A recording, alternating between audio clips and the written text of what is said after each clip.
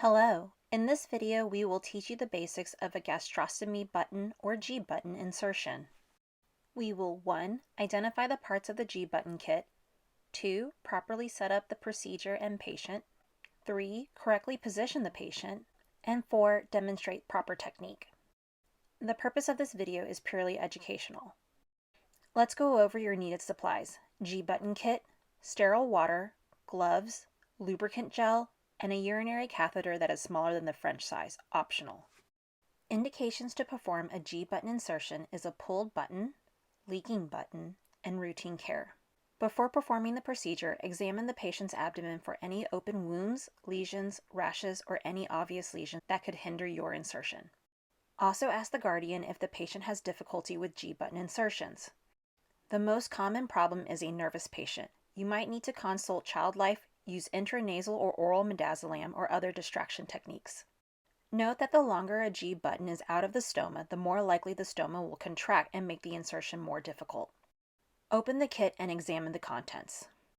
Inside there should be a G button, a 5 ml luer lock syringe, 2 feeding tubes, and a large 20 ml needle nose syringe for bolus feeds.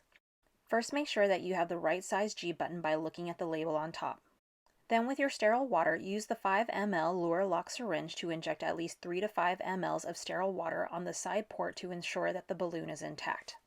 If the balloon is intact, remove the sterile water from the balloon and remove the water-filled luer lock syringe. Pre-lubricate the tip of the button and the balloon prior to positioning the patient. Lay the patient supine on the bed.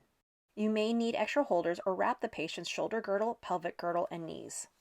Hold the G button at the top where the insertion ports are found with your dominant hand.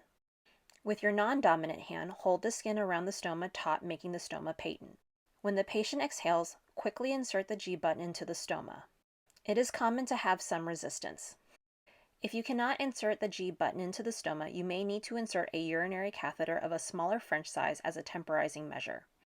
Once the G button is in the stoma, take the pre-filled 5 ml luer lock syringe and screw onto the side port and inflate the balloon. Once inflated, unscrew the luer lock syringe. Now confirm correct placement by attaching the feeding tube meant for the bolus feeds. On one end there is a white male part that has a black hash mark. Line up the black hash marks to that of the top of the G button port. Once attached, turn the feeding tube 180 degrees to lock it in place. Take the large needle nose syringe and fill with 10 ml of air. Attach the needle nose syringe to the female bolus port on the attached feeding tube. Place your stethoscope over the stomach and listen for bubbles as you inject air, or you can aspirate gastric contents with the same syringe. If this is done successfully, you have confirmed placement of the G button. Turn the attached bolus feeding tube 180 degrees to the original position and remove. The G button is now ready for use.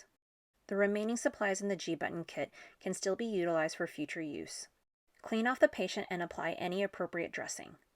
You have now completed this video and should feel confident in performing a gastrostomy button insertion.